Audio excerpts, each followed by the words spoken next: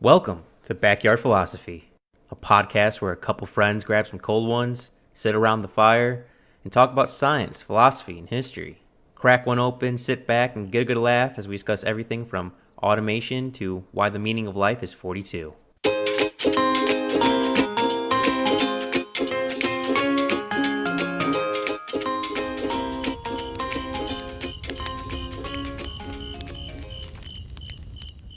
Reduce, reuse, recycle, or landfills, burn it, or ship it to a third world country. Latter seems to be more true. Today we're going to talk about recycling in first world countries, mainly here in America, and how unethical recycling is here in America. How bad we are at recycling as a first world country, all the way from Japan to Britain to America. And it's going to be an interesting trip because I went down the rabbit hole far, far, far further than I should have. But first off, Nick, how you doing and what are you drinking? I am doing great, and I'm drinking some Bell Mead bourbon. Shout out to my cousin Brittany and new Dave, who got married at that plantation. So that's why I got it. What about you? What are you drinking? I am drinking a demon hybrid of bourbon and vodka mixed together with ice. Why? Because I'm flowers. That's why. Anyway, recycling. Recycling. Now, I hate to break it to you all. When you're putting your plastic water bottles in that blue or green bin, you're actually not doing as much good as you think. Now, most people try to recycle. At least, I hope they try to recycle. They take that water bottle or glass or cardboard or whatever, put it all in a bin, and when that recycling bin gets picked up, most people, they wipe their hands, they go, I did a good thing, I'm helping the planet. But unfortunately, that's just not true. And the more and more we get into this podcast, the more and more complicated it gets. From batteries to electronics, just everything in general that gets recycled tends not to get properly recycled. And I want to start off with this scientific article I came across. It was written by Roland Gayer from the University of California, Jenna Jambrick from the University of Georgia, and Kara Lavender Law from Sea Education Association. They found that, and I quote, 9% of all plastic ever produced has been recycled, end quote. That means 91%, I repeat, 91% of all plastic ever made hasn't been recycled. That hurt my brain, and that is just the beginning, ladies and gentlemen. As we get farther and farther down this rabbit hole, you're going to hate how recycling is done in first world countries. In May 2019, an estimate was found that less than a quarter of all United States electronic waste is recycled. Now, to give a definition, because I don't want to keep saying electronic waste, e-waste is the more common name, more trade name for electronic waste. So when I say e-waste, it means electronic waste. And staying with electronic waste, according to the UN, up to 90% of the world's electronic waste is illegally traded or dumped each year. Now, we're going to kind of cover a lot. I just want to get those facts out just to get your mindset. We're going to cover a lot of plastics, electronics, burning, water poisoning, poisoning of chemicals, shipping it to different countries, dumping it in landfills, people making back-ended deals for money. This is like almost a conspiracy, Nick, and I would love to hear your opinion because this was a thread that I kept pulling on a sweatshirt that just happened to fall apart. Yeah, so I'd always kind of known, most of what you recycle doesn't actually end up being recycled. But I didn't know to what extent that was true until we started researching this. I didn't know mostly where it was ending up in like China. I kind of knew some of that, but what they do with it from there, and then other countries that it gets shipped to and what they do with it, and it's just a giant mess. Mess is a perfect word choice for it because it is both a mess physically, a mess on paper, and a mess emotionally and ethically. We, as not just American, but first world countries in general, all European, first world Asian countries, Americans, we have the wool over our eyes on how our plastics, electronics, paper, glass is all recycled. And I hope this podcast will be eye-opening because it was very eye-opening for me. So a big part of the world's, specifically first world countries, is a big problem is shipping the recyclables to China, specifically plastic and e-waste. This was a very, very common occurrence until China pretty much closed their borders to foreign plastic unless it was above 95% purity. Now, when you think plastic impurity, it's not if it's melted or not. I want to throw this out there in the beginning because we're probably talking about purity a lot. When you throw all your plastics in one bin, or say like a pizza box is a perfect example. Your pizza box is covered with grease when you get it. That cardboard you can't recycle because it's full of grease. And the reason why you can't recycle, or you're not supposed to recycle, is because all that grease makes it so impure that most companies that process it just throw it away anyway and land in the landfill. And you're pretty much just wasting time, energy, and money. So that's what we mean by purity with plastics. Like, think of wrappers, like on a water bottle. That residue of the paper wrapped around it, that's easy to come off. But like, say it gets dirty or squished on, or it got pulled out of a lake, or it's all covered in dirt, that's low purity because there's other minerals in it. You have to clean it. So that's low purity. So I just want to emphasize that. And for the most part, America, Britain, Europe in general, Japan was all sending their plastic to China to get processed, to get remade into pellets, to be sold back to those countries that gave them the plastic to begin with. In China, they gave us kind of a warning a few years ago, and they tightened up some of their restrictions. And then not too long ago, they said, we can't deal with this. You have to stop sending us all this contaminated, unpure recycling, and they stopped letting plastic come in. To help alliterate on what Nick just said, is China used to buy and take in nearly half of the world's recyclable waste. I believe it was 56%. Half of the world's plastic waste. And China's like, no more. or we can't do this anymore. We're done. And I don't say this often, but bravo for China for trying to focus on their own plastic pollution rather than other countries. But unfortunately, all these other countries that were so used to shipping it to China is kind of figuring out what to do with it now. And they kind of got their hands in their pockets because they have no idea what to do. So some other third world countries kind of stepped in, like other Asian countries stepped in and said that they would take some of our plastics, and they dealt with it in a manner even maybe worse than China. It seems like they're just dumping it around their country and hiding it. I don't know about you, Nick, but when researching this, a lot of countries like India, Ghana, Nigeria, for recycling, they thought they could take care of this new void. They think they could step up to handle all these first world countries' recycling needs, and realized they got way more over their head than they could do. Like they started realizing how much was coming in. They're like, no, we can't do this anymore. And before we get too far away, I want to point this out. In 2012, a report by the Geneva Intervention Labor Organization said, and I quote, e-waste in developed countries that is sent for recycling, 80% ends up being shipped, often illegally shipped, to developing countries such as China, India, Ghana, and Nigeria for recycling. So even though China now closed their borders and there's no more recycling, countries are still trying to illegally recycle. Well, I don't even know if we can call it recycling, Nick. They're trying to legally sell their used goods to other countries for processing. And it's and talking about countries that are just literally kind of dumping it because they don't know what to do. Malaysia, like, since China pretty much banned the import of recyclables, other developing and third world countries have tried to step up, and they're regretting it.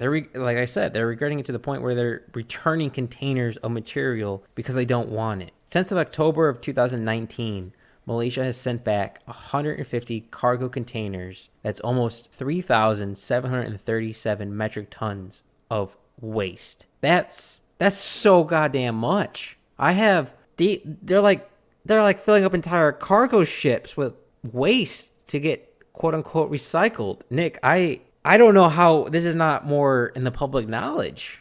And I feel like it is. Everyone throws out trash. Everyone knows exactly how much trash they throw out a week. Maybe I think people just don't realize where it's all going. Yeah, but I mean, what's being done with it. I might be ignorant, and I might have the wool over my eyes. I thought when I was throwing my cardboard into a recyclable cardboard bin, I was hoping it would get processed and recycled. But that's not always the case. And with plastics and e-waste, we'll get into e-waste later into the podcast, that's not the case. It gets worse down the line the more complicated the object is. E-waste compared to paper is night versus day, like for recyclability. And sticking with Malaysia and other countries trying to stick up, like them not wanting to do this anymore, the Minister of Science for Malaysia said, and I quote, "We do not want to be the garbage bin of the world." Other countries in the Southeast Asia are starting to turn away ships of waste, much like China did. And America, Britain, Japan are twirling the thumbs trying to figure out what they want to do. Now, I feel like I've been rambling on a little bit, and Nick, I feel like you haven't gotten your point in, and I would really love to hear your opinion on this, because I feel like we walked into a conspiracy theory almost. Yeah, I feel like it is a secret. Like no one wants us to know this, but it's definitely real. I mean, yeah. Another thing that I think we need to bring up is just think about how much diesel it takes to bring all that material across the ocean and back. All the transportation costs to get garbage from one place to another. Talk about CO2 emissions. I can't imagine that and with recycling, some products, this is where it gets kind of a gray zone. So some products, it creates less CO2 is put off by just simply creating a new product than actually by going through the process of recycling. Now, that doesn't solve the issue of the product has already been made and where do we put it, but how do you value that of, well, we made it, we have to reuse it now, even if it's going to take more energy than to create a new one? I don't know. What do you think, Mike? Well, I'm hoping as more renewable energy becomes more and more prominent, we can switch over to different devices to help process that electric so it lowers down the carbon emission. But something I want to kind of keep on talking about is the amount of diesel and negativity of simply shipping these containers full of waste. On average, 1,382 containers are lost at sea. What's the containers? 16 feet, right? Yeah, I don't know. Well, an entire shipping container is now 13,000 of them are now lost at sea, probably full of trash or other plastics, e-waste, etc., etc. Now you add that to the diesel. Now you add that to countries like China and Malaysia going no more and sending it back to the United States. That's just so much pollution just going into our ocean and ozone. It hurts my head. It seems like you should just called ahead and figured out what was going on. And it's not just Asia. Like they're picking on pretty much every third world country. Like Africa, like West Africa, is being heavily affected by first world countries trying to recycle their materials. And in West Africa, quote unquote, they're recycling areas. And actually, Nick, I don't think we should put it up on social media, but the pictures that are coming out of these African recycling areas is so gut-wrenching and so hurtful to the soul, seeing what those poor people have to deal with. But they're pretty much how they're recycling, like, say, wires. What they're doing is they're making a giant burn pile and burning the electronics to melt away the plastic and rubber to leave the metals behind. The smoke, the toxics, fumes, they spill into the sky, they get into the ground, the water, and they become dangerous. And unfortunately, a lot of these workers are from the ages of 13 to 35 with no protective gear, no health care, no health anything, and they're dying from these nasty processes. I don't know about you, Nick, but when I was 13 years old, I wasn't playing with toxic waste, and I would really hope other people weren't. I wasn't either, as far as I know. I do want to say, so the reason that a lot of this was going to China is because it made sense economically. So as the United States and every other country, we buy a lot of our goods from China. So they're constantly shipping us stuff. Well, it makes sense to send something back in return so that that return trip's not completely for nothing. They're not just emptying all their goods here. It's kind of a two-way street. And they're bringing some goods back to China, obviously, but they had empty berths, and so it made sense to put our recyclable materials in there for China to recycle. But they're so contaminated with other stuff that they couldn't really use them, and they kind of gave us a warning, and like we didn't listen, and well, we didn't call their bluff. We thought they were just saying we need to get better, and if we do like 1% better, then it'll be fine. And then they cut us off, and we were left running around like a chicken with our head cut off. So I mostly agree with you, Nick, except for the part where it made sense to send our recycled items over to China. It made economic sense, I guess. See, that's what I disagree on. I think it doesn't make economical sense. And I'll talk about that later in the podcast. I just wanted to make note of it now. From what I understand of doing an engineering cost analysis, that it made more sense to do it at home than it was to ship it overseas. But, I mean, a big part of why all these plastic, paper, glass, and electronics are shipped overseas is greed. People trying to cut corners to get as much money and profit as possible. And I'll talk about that later, of how that's affecting here in America and how lawsuits are being come up. But sticking with Africa a little bit, I want to point this out with the wires and the burning in, sorry if I mispronounce this, Agbolisha, which is in Ghana. I believe it's in the center of Ghana. My geography is a little rusty. But in a single day, they will burn a few 100 pounds of cable just to get the copper out. Few 100 pounds burning plastic and rubber around the copper to get the copper. And I can speak for both me and Nick, as we're not okay with that. We're not okay with unethical recycling. We're not okay with third world countries suffering from metals and plastic fumes and stuff like that. And I'm not gonna lie, Nick, my head's spinning. I still think we walked into a conspiracy of someone's like the Illuminati's trying to keep us quiet about recycling, and it just hurts my head so much. Well, I don't think. I mean, the scale is different, but melting down wire to get copper is definitely done here as well. Yes, but not to the point where it's people's careers. Not to the point where people don't know where to wear masks. Not to the point where... Well, more tweakers. This is a tweaker. Okay, meth heads don't count as real people. Let's be honest here. Good point. But it's not just America. It's all first world countries that are doing this. And it's just like Brittan in 2013 made 1.5 million tons of e-waste. And thinking about it now, I can't even imagine what their actual waste is for 2020. Like nearly a decade ago, it was 1.5 million tons. How many tons is it now? That's a scary thought. Yeah, and it's only going to get worse as populations continue to rise and we continue with our consumption. We're going to, I forget exactly how much, but I think it was like by 2030, because China stopped taking all our recyclables, we'll have like 111,000 tons of material that we don't know what to do with until we figure out our recycling here. That's so much. And if we don't do something about it, we could end up like these third world countries, like BAN, for example. Basal Action Network found in Agbolisha that free-range eggs captured toxins at a rate 200 times above the European food and safety standard. That's because they just were getting plastic and were just trying to get as much metal as they could out of the electronics or the infused. I'll talk about a little bit how infused materials tend to make it harder to recycle. But if it's affecting that many people, Nick, I'm gonna make you depressed because this made me depressed and I got to share my pain with someone. But a battery recycling facility, which might be one of the worst things on the planet Earth, from what I can tell, it's hard to find an ethical good one. But a heart-wrenching woman by the name of, I'm just gonna read it quote for quote. Phyllis Omoto thought her baby had malaria. Went to the doctors only to discover her baby was being poisoned by her own breast milk. The recycling in her village, if you can call that recycling,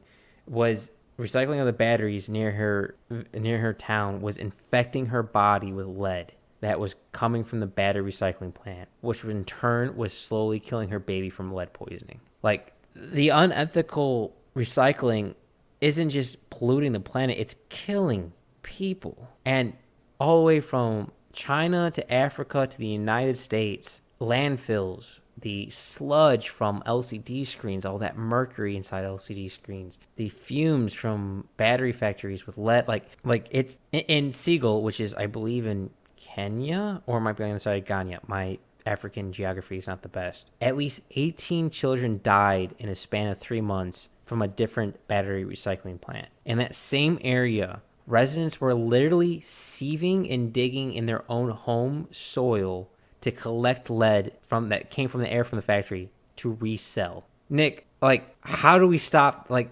how is this not making national news? I have no idea. I don't know. But like I've said before, I think this is something we need to keep in-house. We need to do this in our country and deal with our own problems. And when you push it off to other countries, you can't control your products. And this is the kind of stuff that happens. When you can keep it in the United States or whatever country it's in, it's your problem, you deal with it, and you can do it the right way. If you can't do it the right way, then you don't do it. I don't know why this is such a contentious issue in our world, but for some reason it is. Well, this isn't just a third world problem. Hell, in California last month, October 2020, a report that thousands of homes, schools, parks around a battery recycling plant was contaminating that area. Enough where that battery recycling facility was sued and lost and now they went bankrupt because they have to pay all these referendums and try to clean it. We can't even do it correctly in the United States. Now, I completely agree with you, Nick. The best way to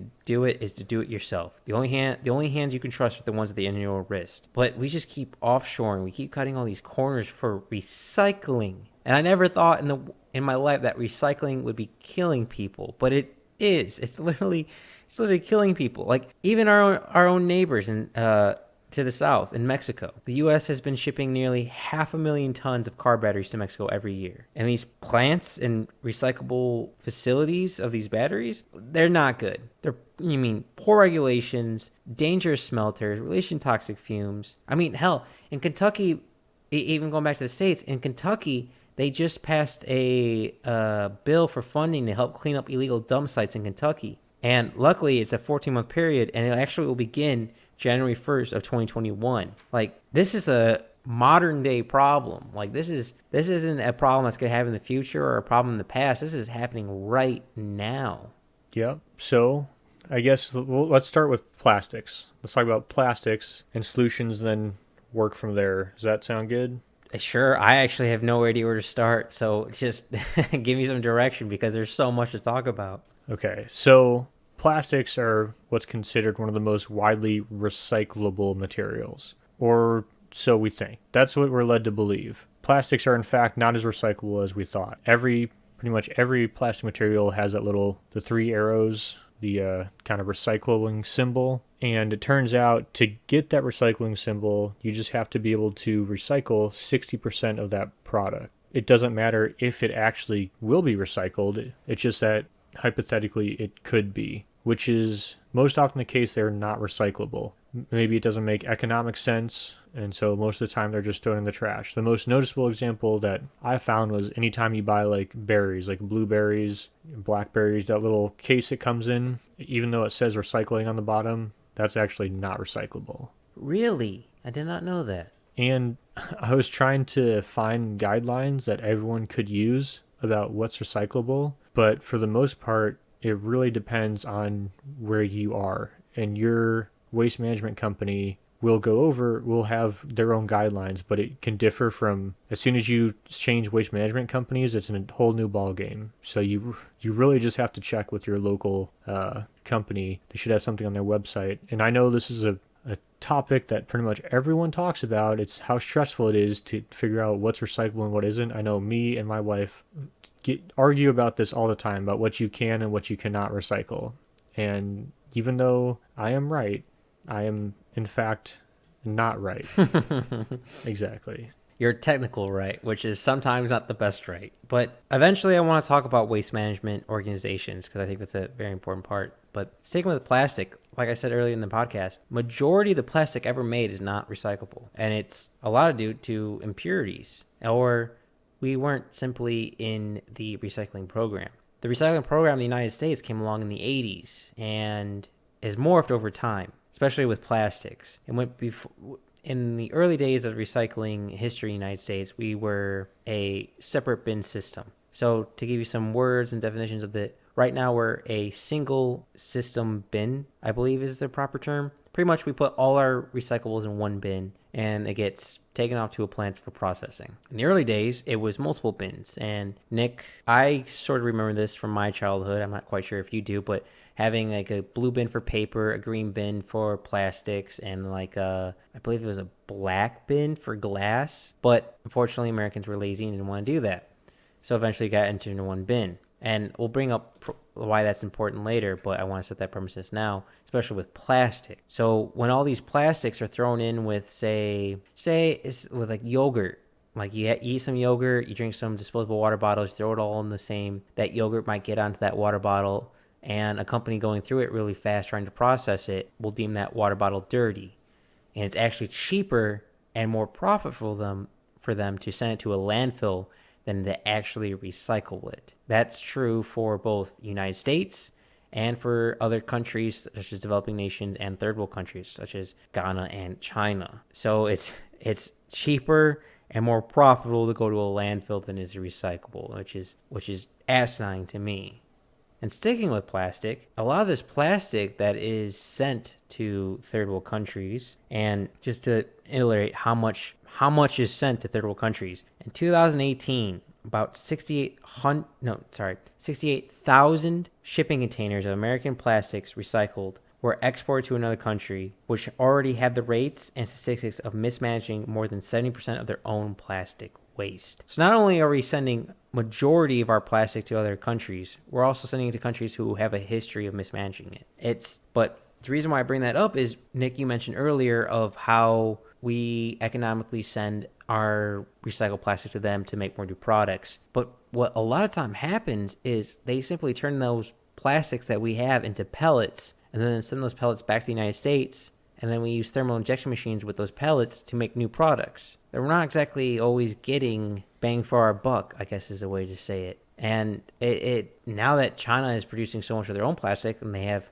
no need for our plastic, it seems like we should definitely switch over to focusing on processing our own plastic for thermal injection and plastic ejection, et cetera, et cetera. Yeah, for sure. Yeah, when I come back to plastic labeling later, but I realize what you're saying, and it makes sense. And yes, we should be able to do it. And usually, if something makes sense, we should be able to do it, and it would be more economical. There's only one thing standing in the way of that working out economically or being done, and that's government. So I think I couldn't come across too much, but if I had to guess, it's because there's some regulations about either emissions or percentage that recycling needs to meet to work in the U.S., and that's why it's not being done.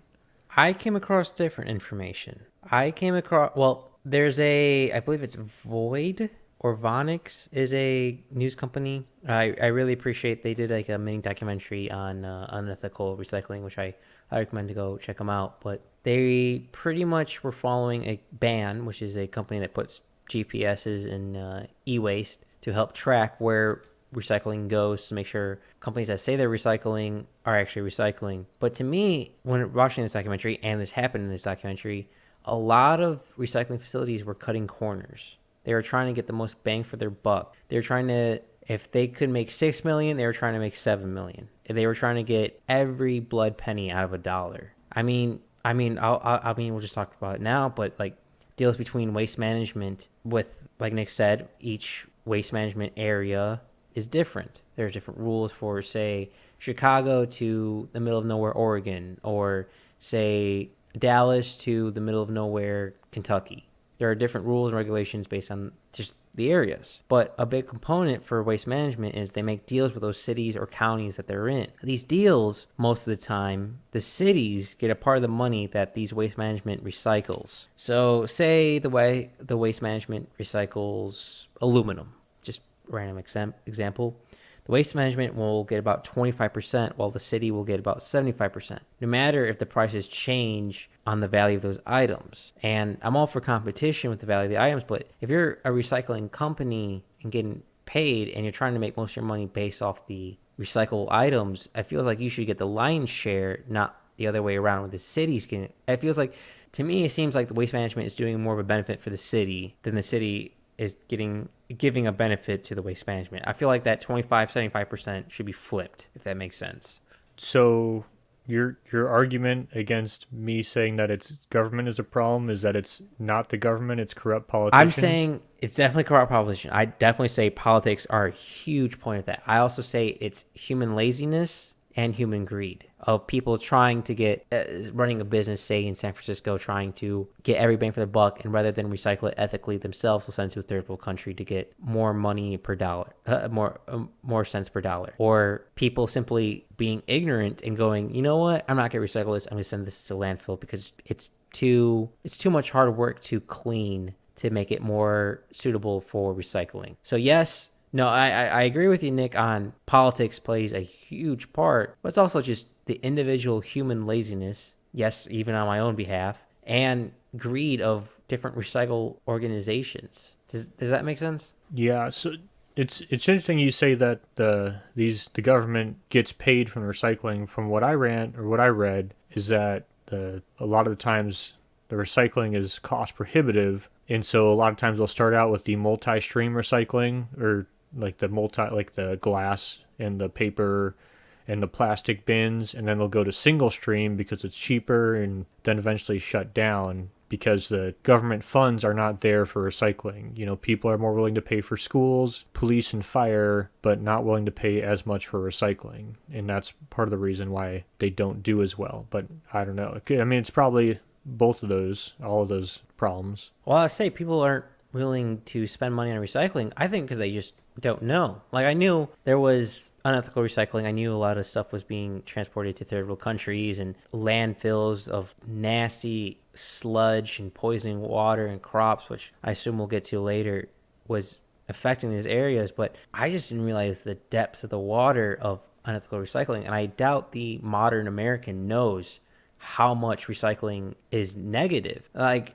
not just even to pick on America, but the entire first world country base, like everywhere in Europe, Japan, Canada, we are ignorant to figure out to how much recycling is actually done ethically. Like, I hate to do this to you, Nick, but I'm going to throw Idaho underneath the bus a little bit. But don't worry, I'm going to throw underneath Illinois and New York underneath the bus, so it kind of evens out. In 2019, Blaine County, Idaho, had to stop collecting mixed paper and now have 35 bales piled up at their facility that they can't recycle. And they are trying and hoping that these bales go to a landfill.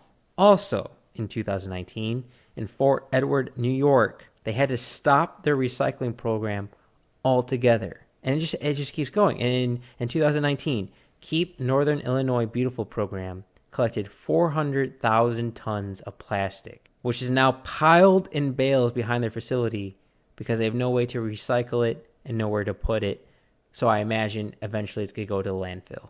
Yeah, that's a lot of material that needs a home, and the cheapest place to get rid of it is a landfill. A lot cheaper than recycling it. It just doesn't make sense because we're spending so much more oil for drilling for oil, and most of that oil doesn't go to gasoline or et cetera. It goes to making plastics or petroleum-based items. And it seems like if we recycle, we wouldn't have to drill for oil. Am I crazy? You thinking this, Nick? You're technically correct, but it's cheaper to drill for oil than it is to recycle those materials. Oh, but we could come up with new technology to make it cheaper. If you put that investment forward, you go to the path, if you do what's hard for you, your life will be easy. If you do what's easy, your life will be hard. I think it's the same plan for business as it is for a personal life. You do what's hard and it becomes easy. And as a person who's trying to start their own business, bravo to all businesses trying to ethically recycle. I can't imagine that logistics nightmare,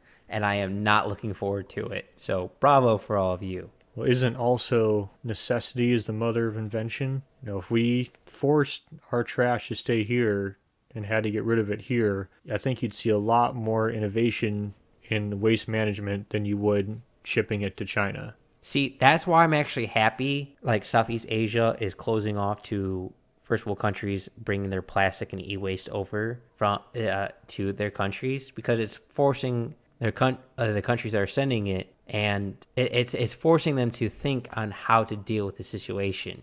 and how to come up with new technology. We'll talk about new technology and innovations later in the podcast, but I'm happy they did that. It's kind of like bad tasting medicine. It's kind of good realization is like, oh, we can't handle our own shit. Let's maybe we should figure out how to do this. Like maybe we shouldn't just try to pass all our problems to a third world country. Yeah, definitely. You're not going to hear any arguments from me. Brought the same thing up in a lot of episodes about how we consistently we don't want to touch anything in our country, don't want to disturb anything, but we won't think twice about just devastating the ecology of a third world country to produce goods that we use when we could do it better here. It's just so weird to me how it's more profitable here in America to have your recyclables go to a landfill than it is to actually recycle them. It seems like there should be that profit margin just doesn't make sense to me. You're literally turning into trash into a commodity. Yeah, you got to put some work into it, but I imagine those profit margins have got to be much higher than just simply putting it in a landfill. But apparently I'm wrong. And for those who don't know, and I really, really hope that there's no one out there who doesn't know that, plastic's not really good at dissolving quickly over time. They tend to last a very, very long time. So when you start adding all these metals, like going back to the burning of plastics, like in Ghana, when they're burning all these electronics to get the metals out of them, all that plastic technically either turns into fumes or it turns into sludge on the soil. That's still there. Matter can't be created or destroyed. And it just hurts my head, Nick. It hurts my head. I try to be optimistic for humanity, but it's shit like this that makes me go, why? Just what are we doing? Out of sight, out of mind. I hate that. But all right, let's focus on America a little bit. So, like I mentioned, waste companies and cities try to make deals. And usually I'm all for a competitive market. If a price goes down in a mineral, the whole market, everything else with that goes also down. But maybe for recycling, we make a little difference. So in December 2017, mixed paper was worth 33 or 32 per ton. Then in December 2018, so a year, it went down to $4.69 per ton.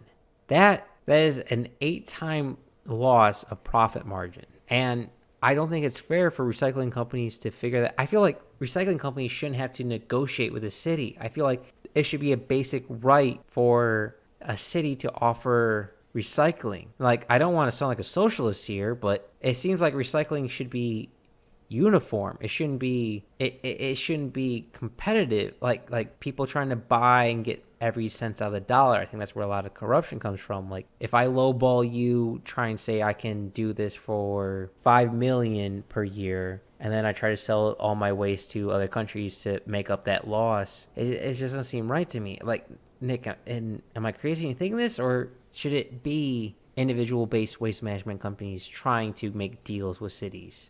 That's a tough one. I mean, it is like a utility. You know, it's hard to have a competition when it's whoever's there, they have the infrastructure, they have the trucks, they have the system in place. To compete with them, you'd have to, like a neighboring district would have to increase have to pay more for transportation to pick up that trash and bring it back to them. But, I mean, that's, kind of how some trash companies work, right? But also it's, partly government funded some. So I guess it would have to work, you'd have to have, if you can have an environment where you foster the private, ownership and competition, but for some places it just doesn't make sense for a company to operate there, then I could say that's where the government steps in and everyone has to pay some to recycle some of this material. Can I offer a possible solution to this little point? I usually like saving solutions to the end, but this kind of just popped in my head. So we make every city and county and town, whatever you want to say, has a garbage truck. That's kind of a given. They have some way to collect the trash, at least in the first world countries. Well, what happens if you have recyclables one day and then trash on another day? So you could have those same trucks pick up the trash, and simply the city picks up that recyclables, and then who they ship it to is based on the highest bidder. Does that make sense? So say you have the city all picks it up, and companies A, B, and C say, we'll give you $4 per metric ton or something like that, no matter what it is, but just per weight, not what material it is. I feel like that's a little bit more ethical sound compared to having waste management inside that town, inside the city, paying for what that current rate of material is going for. I don't know. I feel like there are a lot of job opportunities to make ethical recycling and a lot of businesses and commodities that could be made for picking, collecting, and sorting through the recycling materials. But of course, I could just be crazy. That would make sense, but what if you don't have a buyer? What happens? Well, I imagine it's the same thing that's happening now. It goes to a landfill. I mean, if you're not trying to change, you get the same thing. I mean, well, let's say you don't get a buyer. Let's say Kenosha in Wisconsin doesn't get a buyer. Well, they're probably going to do the same thing they've already done, which is go to a state-funded recycling plant, which is probably going to send to a landfill, or going to get a normal, or they're going to have to come down in price on how much money they'll get per metric ton of waste, or it's just going to go to a landfill like pretty much a lot of America, Britain's, Germany's, Japan's trash is already doing. I mean, it just seems like a win-win of, hey, if it doesn't work out, it's the same thing that's we're already getting. That's true. I did have a solution I thought might be a little bit, I don't know if it's better, but it's just another solution. So we don't pick up recycling, and each town has like a drop spot. So, and it's not single stream. So like the one blue can that you put everything in, this would be, you go there and there's one collection spot for your cans, there's one for your plastic bottles, one for your paper, and that way everything's already pre-sorted. And then maybe you have like some kind of washing spot there or something, so if you have like a bottle or something that's got a bunch of dirt or food waste on it, you can wash it off, and then that's, they pick up that food waste that comes off, and that gets put in a compost somewhere or something. But in that way, people, I don't produce the same amount of waste as my neighbors. It's just two people in our household. So a lot of times if I don't put our recycling out, the recycling company will put another box down thinking that we just don't have a recycling bin. And this way, everyone's got to come into town for something like a grocery store or whatever. That way you can drop it off at your own time and you can sort it, and that takes the energy out of sorting all the different recycling. And people who aren't going to recycle either way, but this way it's broken down in the materials that people want. Part of the problem with recycling is sorting all the different materials. Yeah, I completely agree with that statement of people are just lazy and they don't want to re-sort their recyclable materials or clean their recyclable materials to make it easier for them to recycle. And I think if we went to a multi-bin system, I think that'd benefit the entire planet and our economy so much better. Everyone from Norway, shout out to our Norway listeners, to America would benefit so much money and time and ethics to just have a multi-bin system. I like that idea, Nick. For the cleaning process, though, I'm not quite sure people would actually clean it because they're too lazy to sort their own plastics. I don't know if they'll cleaning it, but maybe if we implemented more cleaning systems into recyclable facilities to make it, I don't know, somehow cheaper or more profitable, because eventually I want to talk about current technology and possible future technology that I think could be a real benefit of cleaning the material you're getting. Because again, if it's dirty, if it's contaminated, they tend to just go to the landfill. Or if it's a multi-material, like say, say you're doing catering where you have a tray of, say, rice, and it's mixed with, like, they have like a aluminum and plastic combo of some sort. That usually ends up in the landfill more than recycling because it's hard to identify and it's hard to separate those two materials. So if we come up with a different system that would remove that and also make it easier so we don't have to process that, or make it easier so we have to clean that, like Nick said, that I think that's ingenious. I think that'd be perfect. Yeah, and this might be getting a little bit ahead, but changing how plastic reacts to materials might be one way to do that. For example, like the infamous jar of mayonnaise. Have you ever tried to clean out a jar of mayonnaise? Can't say they have. I'm more of a mustard guy than a mayonnaise guy. Well, I am in fact white trash, and I love my mayonnaise. Do you got some Twinkies on you too? Maybe. Who's asking? But it's hard to get all that mayonnaise or whatever, any condiment off the condiment bottle. But if plastics were like no stick, similar like, like a frying pan or something, where everything just slid off, cleaning all those plastics would be so much easier because nothing would stick to them. Now, I don't know what that would if that would have to change how those plastics were made and then change the material, and then that material may or may not be recyclable. That I don't know, but that's a solution that I'd heard a little bit about, and I think that might be a way to do it. Just make it so that none of that material will stick to that plastic. So, random question. Is your mayonnaise, the container you're buying it, is it usually glass or plastic? I think it's plastic. Okay. Now, I have no evidence to back this up. This is just from background knowledge inside of my head. I have no sources to back this up, but I believe it's easier to recycle glass because simply for glass, it's just sodium bicarbonate that we melt again.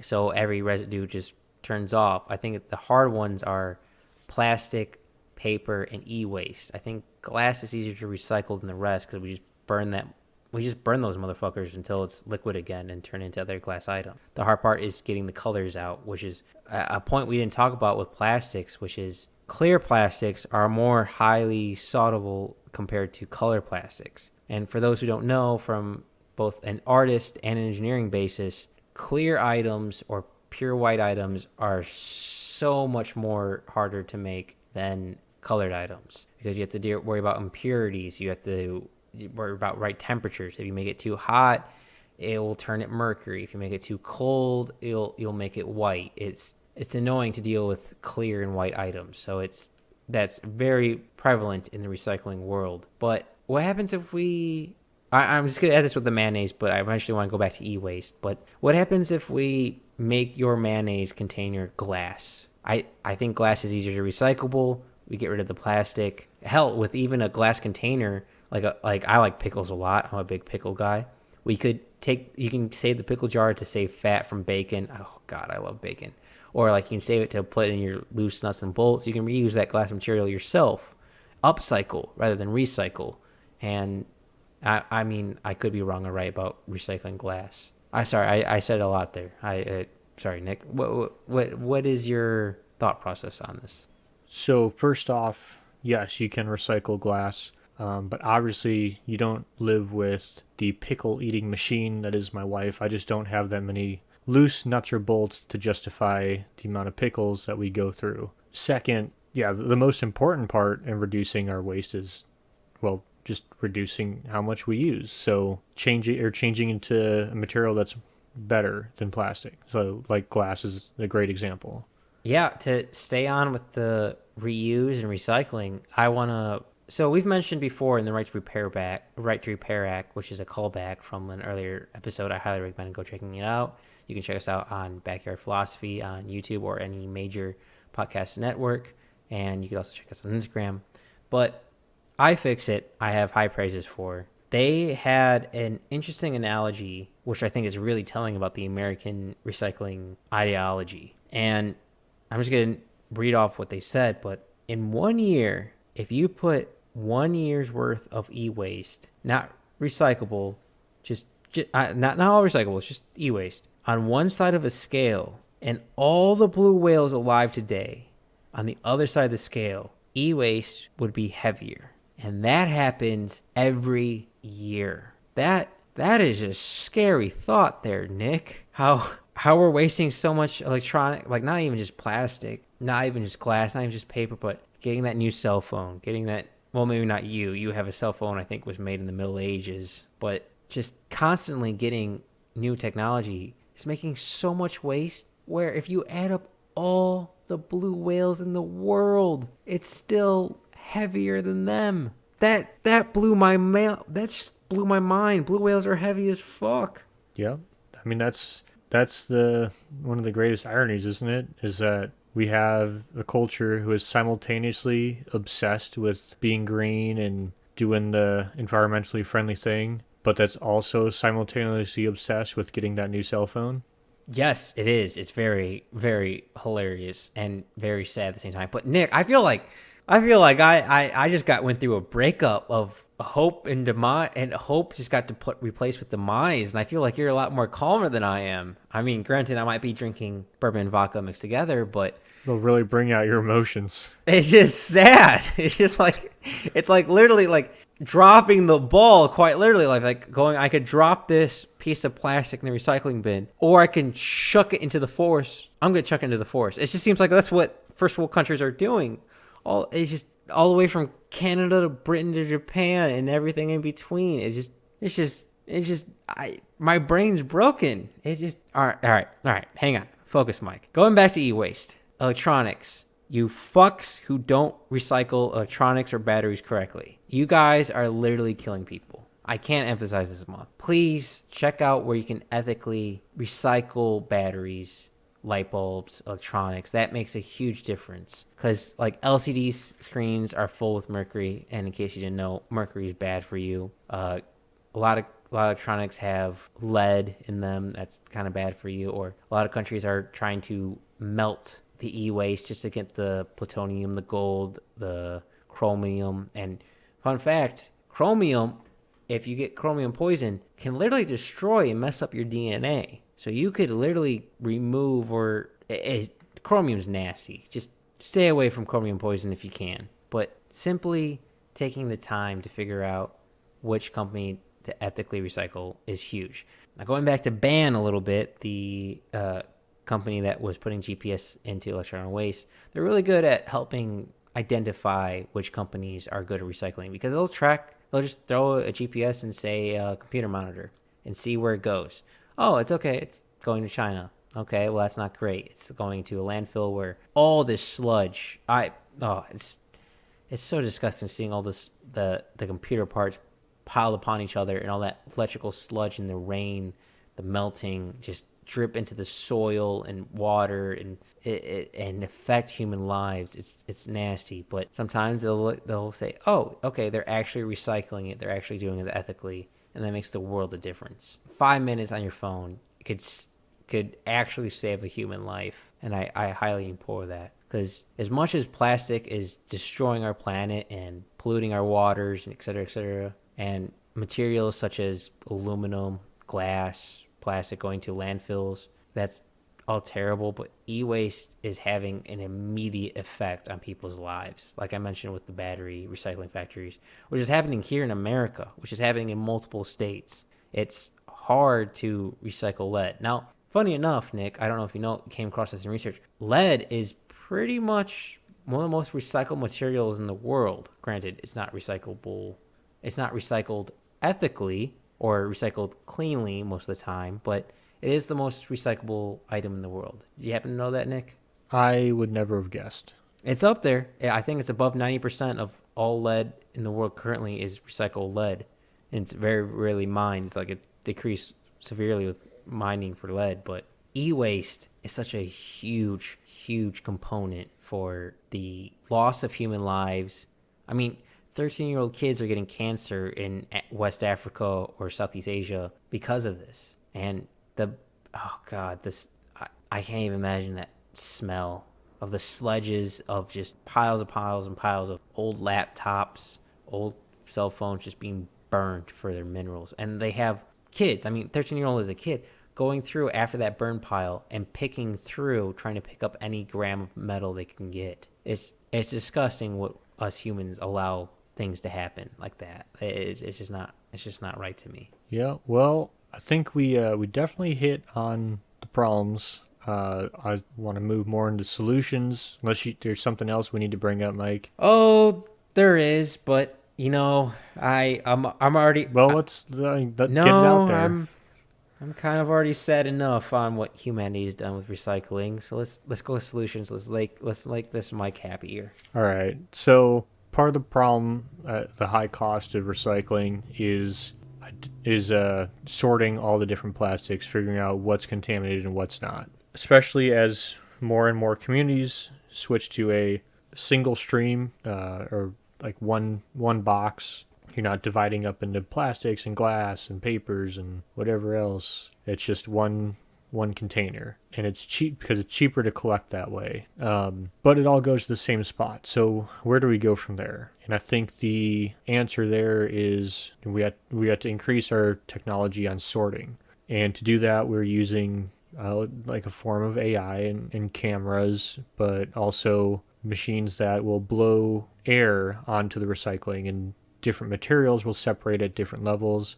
One of the big problems is those pesky not garbage bags, grocery bags that'll get stuck around stuff, and usually the air will fly them into the air, but they might get attached to something and mess everything up. And the technology is getting better and better, and I haven't seen any of the machines that look at recycling, but I did get to look at a machine that separates blueberries at the Norris Blueberry Farm in Roseburg. Give them a shout out. But they have, it's like I don't even know how much money it is. The guy was telling me, but I couldn't comprehend. Basically, every single blueberry that goes into this machine, the machine takes 63 different pictures of every single blueberry and then sorts it by size and quality, and then it gets moved that way. Little machine will divert that blueberry to whatever box. That's why when you go to the grocery store, you can look at a box of blueberries and they all look the same, because it's out of curiosity, Nick. This is just curiosity. This has nothing to do with recycling, just engineering basis. How are they taking all these pictures of blueberries? So the blueberries go on like a conveyor belt, and then it passes under this machine with all the cameras and the computers in it, and then it just... Okay, so they're just taking the circumference. Got it. But also color, and like if it's got like... they're adding other features such as colors. Yeah, so like if it had like the ones that have like insects in them, those go to the jam one, but the stuff that meets like grocery store quality will then be put somewhere else. And if it's an irregular shape, it'll go somewhere. That's like if you look at your blueberries you get in your pack, they all look remarkably similar. It's because that pack is specifically designed. So that's why blueberries are so expensive. Got it. Yeah, I can't remember exactly how much this machine costs, but it's either 1 mil or $1.5 million. But it is interesting. You said there's more technology to help sorting, because from when I was researching this, there's a lot of technology, and more technology is on the horizon. Now, there's of course manual sorters, which is kind of how third world countries are doing it, and even here in the United States, how some people are doing it here. I'm not quite sure about Europe or other countries, but pretty much just people going, okay, this is paper, throw it there. This is plastic, throw it there. But just to list off the different types of tech in the recycling world, there's magnets, there's screens, and there's hot air, like Nick said, for sending lighter material upwards and heavy material downwards, like paper go up and aluminum cans go down. There's the eddy current magnet, which is pretty much just repels aluminum. So if you have, say, Coca-Cola bottle, it's not a bottle, can, and it'll just shoot it to the chute that needs to go down. You have sorting machines using light to determine the different types of composite for plastic, of like, okay, is this a polycarbonate? Is this a ABS? Is this PVLA? Et cetera, et cetera. Then you have like AIs using robotic arms to grab materials based on like there's one from MIT, which was really interesting to me. They have multiple sensors. It's still a work in process. It's still early technology, so be nice to them. They're not very fast, but they grab the can, and based on whatever they grab, like say like a can, they can tell how hard they need to grab it, so they can tell what material it is. And they also use other sensors such as I think a Hall's effect to figure out if it's magnetic or not, et cetera, et cetera. And I actually want to give a shout out to Apple. And I don't usually do this because usually I'm against Apple, but Apple has been stepping it up recently, and I have to give credit where credit is due. Apple in 2018 introduced a robot called Daisy. It's a smartphone robot that can take apart 200 iPhones an hour. Nick, I just want to clarify that. 200 iPhones an hour, one machine. So it can take apart all the iPhones in the world in like several years. But I mean, still, like, yeah, I know that is impressive. I was just trying to make a joke about how many iPhones there are. Yeah, no, it's pretty incredible. What are they doing with all those materials? Putting them back into other like iPhones, or? I believe they're recycling some parts, like such as the gold, the platinum, the chromium. For those who don't know, gold's really great for electronics. Platinum's really great for electronics. Chromium's really good for protecting them from erosion. The other parts, such as the PCBs, which is a very big concern for e-waste recycling. PCBs are so. All right, so I'm just gonna leave off some illegal recycling things that are kind of bad for the land, air, and water, and everything in between. Lead, for obvious lead poisoning. Mercury, obviously mercury poisoning. Pvc plastics, which is when say a food container, when it's burned, it'll produce chlorine gas, and when mixed with water, it makes chlorine acid, which is devastating. Chromium, like I said earlier, can destroy human DNA. Bromiate flame retardants, which are straight up like poison. Chlorofoam carbon, which is like insulation foam in like refrigerators. Like when I say e-waste, it's not just phones, laptops, iPods, etc., etc. It's also refrigerators, microwaves, anything with electronics, and then PCBs. Like if you picture a circuit board, that green board, that's a PCB board, and when it's not ethically recycled, like melted or something like that, it releases really, really bad chemicals. Now, for Apple, I cannot confirm nor deny what they're doing with it. I didn't come across that when researching it. All I know is they are grabbing some gold, platinum, and chromium when they're disassembling these iPhones with the robot Daisy. But I believe Daisy is still a prototype, not fully implemented. So, asterisks there. That's this isn't something that I completely agree with, but something that's been brought up is that should manufacturers be responsible for their products once their consumer is done using them? I saw this too, and I don't think they should be responsible for them. I feel like as a individual, it's your responsibility.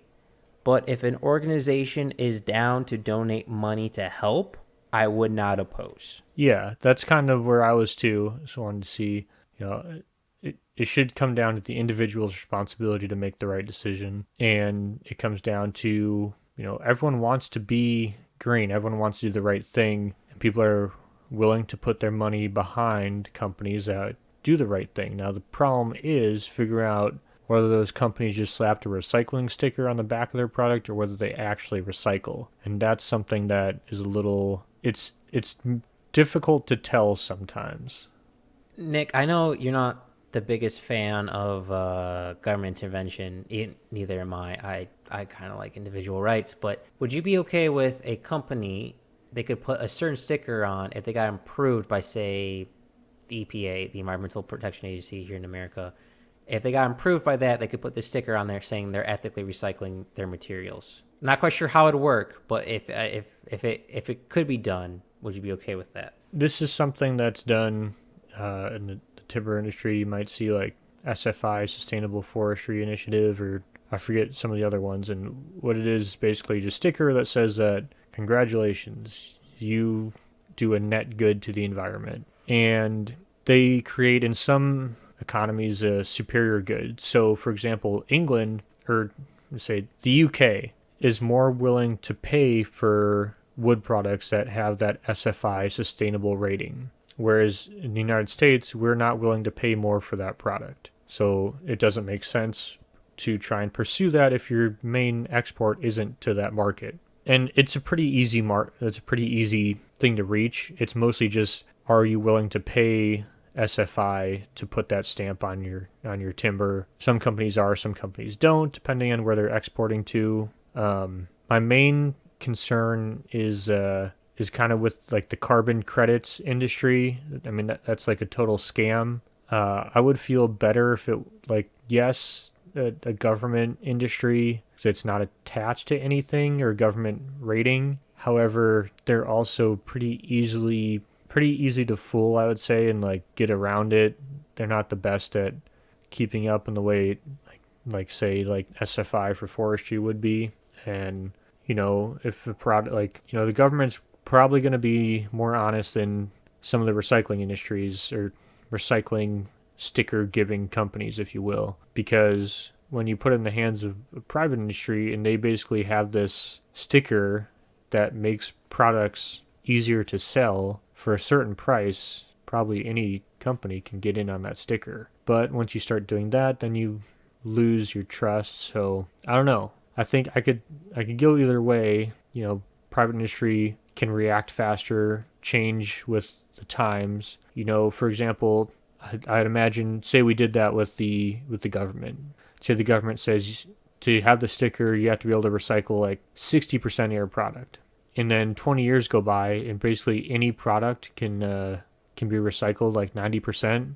I bet you the government is not going to raise that to meet what's currently available. And that's what I think is the problem with the government, is they're not proactive, they're only reactive. So once they pass their thing, they're like, we're good, we already did that. I don't see a reason to change. I agree with that statement. I definitely think there's a huge opportunity for private industry to take over the recycling business to help process all these recycling. Like, imagine, this is just a random thought, of a company buys a landfill, weird as it sounds, and processes it through like all the material to recycle every material to clean up all that area. That's got to be a huge plot of land, because first world countries are all really good at making trash. So I can't imagine how much that land's actually worth for real estate value. It might be a solution like a nuclear plant facility where the upfront cost is really high and it takes about a decade to see a profit or make net even, but it could be a solution it might be a business maker. But to add on to what you said, Nick, I think there's a combination. I think private industry should definitely take the lead on this, but I think government should definitely be involved. Like, maybe raise the standards on recycling. Like, you can't just ship off all your trash to another country. You can't dump all your problems onto someone else. You have to take care of it yourself. Like, if you say you're a recycling facility, you have to recycle, sort of deal. Yeah, I think government's role is to say we're not shipping our problems overseas, which I think is something everyone can get behind, because environmentalists don't want us to destroy the environment. It just so happens that when you do it somewhere else, no one sees it, so there's no one to protest. And I think they might actually be the biggest enemy of this, because we're going to bring more plants and emissions back into the U.S. What? You lost me there. You had me for a moment, but you lost me there. Environmentalists don't want to see any emissions, anything like that. And so you're talking about how if America recycled its own product, we'd have more factories here. Yes. Okay. So I was saying, I think they might actually be one of the biggest enemies of this. Nah. You let me be a salesman. I can sell lube to a nun. I can do that. Problem. But can you sell a completely sustainable forest products industry to environmentalists who'd rather bring in wood from third world countries? Because that's what we're doing right now, and it's the exact same concept. Yeah, if you gave me, I actually don't know how much commercials are cost, but if you gave me enough to do about 4 commercials and about 20 episodes online, and gave me maybe a 30-man team to help me with the social media aspect, yeah, I'm pretty confident I could at least turn 60% into favor and then oppose. Yeah, I think we spend a lot more than like a few $1 million a year, and it doesn't go too much. Nick, you're missing the X factor. You're missing me. Let's be honest. Out of everyone you know, who has the most craziest ideas? Yeah, I know, but I'm saying you see, I think the problem is, even though it is green and it would be better, it's going to be a difficult sell to people, especially to have the government tell people that your trash needs to stay here. Oh yeah, like I said earlier, it's bad tasting medicine, but it's medicine we need. So I want to give my idea of a facility recycling. Like I mentioned earlier, and Nick mentioned earlier, there are a lot of technology and more technology on the horizon to help sort and recycle material. Everything from AI, which there's a really cool AI system. I think it's machine learning, actually, not just AI, where over time they're getting better and better, and they use vacuum hands to pick up materials to sort them really fast. Very interesting material, a very interesting machine. But I think more technology is needed for the cleaning aspect. Like we mentioned, a lot of material is deemed unusable simply because it's dirty. So if there's a facility or a process that could make it easier to clean, say, a plastic water bottle so it's less full of mud, or food residue, so it could be recycled and go through the facility and turn into pellets, I think would be a huge innovation. Recycling is already profitable. There are tons of companies that do it. Like one man from, I believe it was Malaysia, his name's Steve Huang, and he's a recycler. And he said he might buy a ton of plastic scrap from the U.S. at a price of $150, then turn it into pellets for, ejection molding, et cetera, and then sell it as high as $800 per ton. Let's say his operational costs are triple of what he bought. He's still making a profit. Like, why can't we do that here in the United States? Why can't Britain do that there? Why can't Japan do that there? Why can't Sweden do that there? Why can't all these countries just do it? And why are we lazy? Why are we trying to cut why are we trying to turn a profit margin of $500 into $1,000? Yes, you should always try to succeed to be the best, but at what cost? I mean, is an extra $500 per ton really worth 13-year-olds in West Africa? Maybe not, but if you aren't competitive like that, someone down the road who is cutting those corners is gonna, take over your business. So you still have to be competitive or have a market where even if yours costs more, people see that you are doing the right thing and more willing to pay for your product over your competitor who is cutting those corners. See, I think it goes back to laziness. I think it's just people being greedy and people being laziness if they don't want to do the hard work. And even if people don't see that you're doing the right thing, you're doing the right thing. You are solely responsible for yourself, and you shouldn't sell your soul for a few extra $100. Even if it's just you by yourself, just do it. It's better to be alone and on the right path than a sheep with the herd. I don't know. I think that's just ignorance, greed, and laziness that a lot of this recycling is unethical. It is, but now it's my turn to play your role, Mike, of devil's advocate. So like I talked about, so say you're doing the right thing. You're exporting this, taking care of this plastic or this trash, recycling it for $500 a ton. Your competition is cutting corners and recycling it at $1,000 a ton. He can offer your residents, people who your customers, a cheaper deal. Most people are going to choose him over you. So now, because you went and did the high road, you're out of a business. And maybe you did the right thing, but your marketing campaign wasn't good. You weren't able to convince everyone. So now, even though you did the right thing, it doesn't matter. So you have to... It does matter. I mean, it matters to you, but in the grand scheme of things, nothing's happened. Nothing's changed. You didn't sell your soul, and you set an example for everyone else. Even if no one else does it, you held your head up high. That's all that matters. I truly believe that a person's only responsible for themselves. Now, it gets murky, like you said, Nick, where I guess you're trying to get the point of doing a little evil for greater good. But if you make a business, you do everything right, you try to do everything ethically, and you get beat out by people who are cutting corners and doing unethically, it's going to be bad taste in your mouth. It's going to suck. There's no way around that. But you can look yourself in the mirror every single day and you say you tried. You did the right thing when everyone else wasn't. And I think when you start having more people like that, and you start doing more things like that, it creates a better world. No, I definitely agree. So what I think what this comes down to is just like everything we talk about comes down to one of three things. This comes down to education on recycling and educating people on what recycling is doing it the right way, who's doing it the wrong way, and the inverse of that would, I guess it goes hand in hand, marketing of whether those companies who are doing the right thing can market it well enough, because there's a lot of misinformation. I mean, even not misinformation, just certain studies will leave out certain factors like shipping costs or something in comparison to different ones, and it's just, recycling was a mess. Like researching this, it was mess with all capital letters. There was points on both sides. Yeah, every side was saying this is the right way, this is the wrong way, these guys are whatever, and it was tough.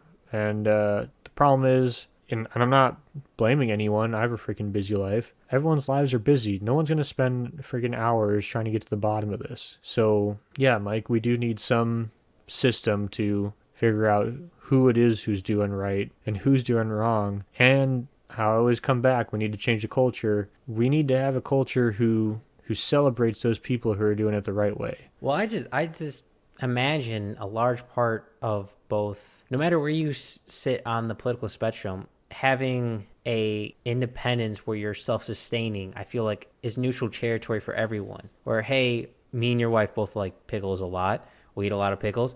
We both have this glass jar at the end of the week, and we want this to not go to a landfill. We want this to be thrown into a furnace and turned into a Coca-Cola bottle, another pickle jar, a piece of art, just something else, a window, that glass reused. And that way we don't have to ship it all the way across the country, not the country, the continents and the world to get that done. We can do it here in the States, which also would create jobs.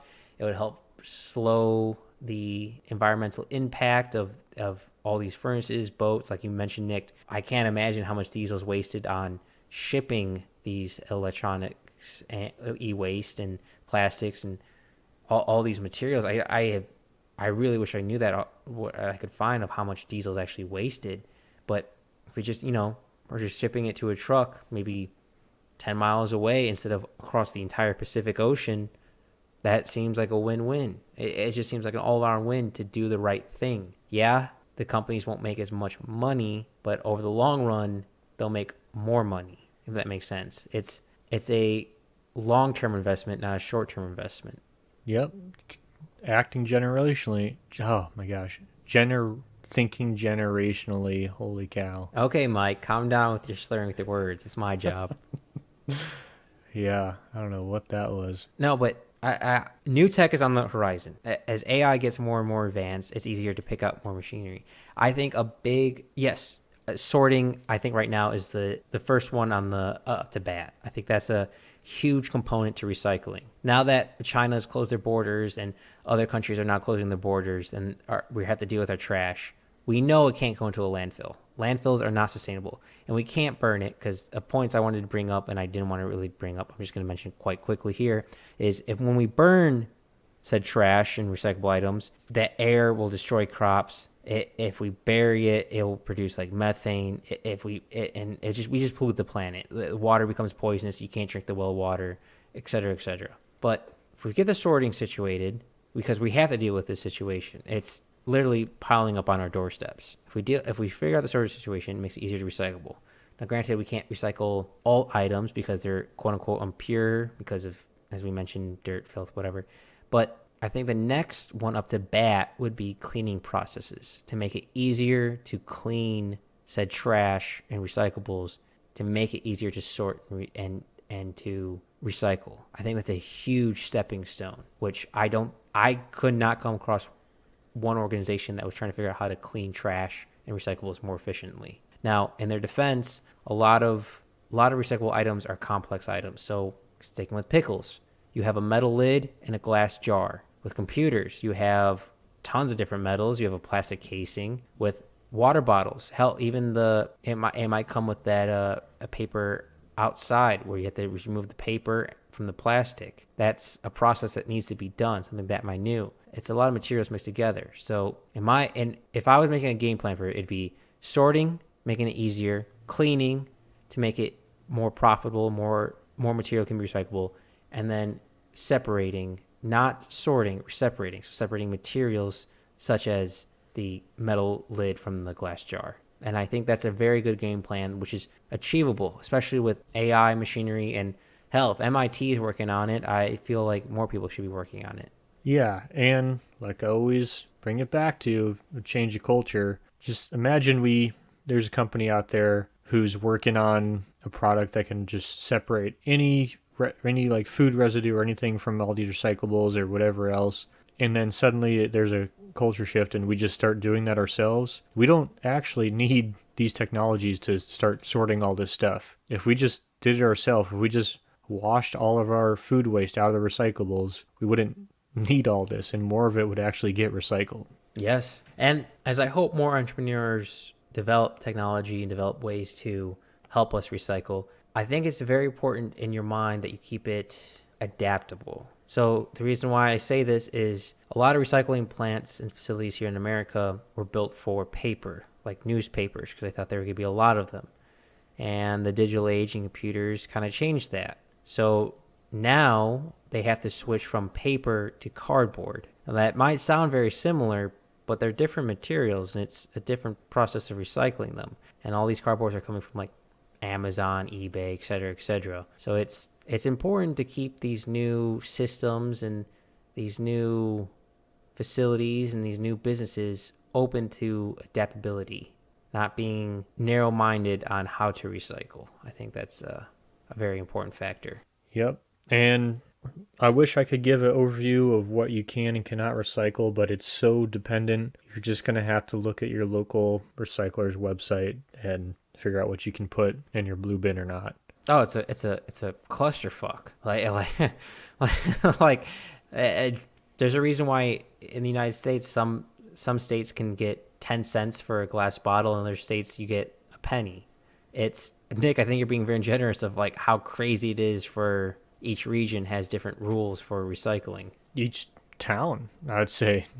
Yeah, that's a great way to say it. Each town has their different ways to recycle. But as we come to this podcast at the end, we're fools with a capital F. This is a in-depth, almost to the point conspiracy topic of so many rabbit holes, so many factors. It's insane. Again, you can check out our sources on our YouTube description, but I highly implore you all to do your own research. Just figure out what's happening, because it's something we all thought was good for the environment that we were doing and recycling, throwing into a bin to change the world, but is actually making it worse. So it's something we all need to focus on. And Nick, do you have any closing statements? Nope.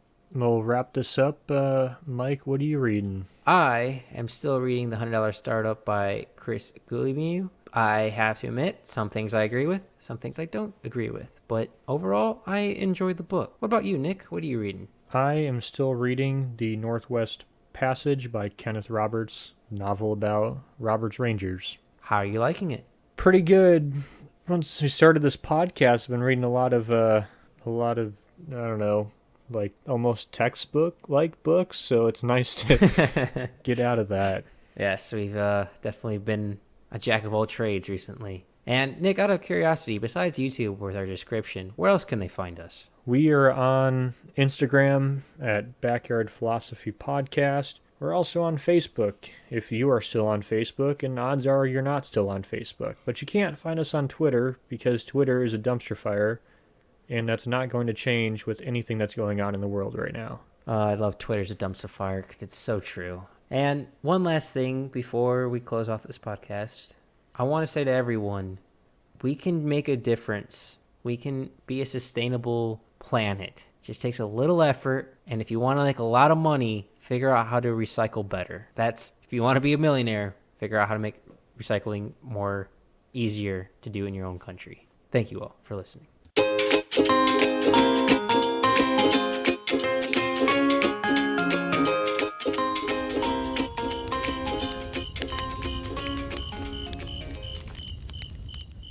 Thanks for listening to the Backyard Philosophy Podcast. We rarely finish a podcast without missing a point we wanted to bring up, so let us know what we forgot. And if you have a topic you want us to talk about, let us know at Backyard Philosophy on Instagram and Backyard Philosophy Podcast on Facebook.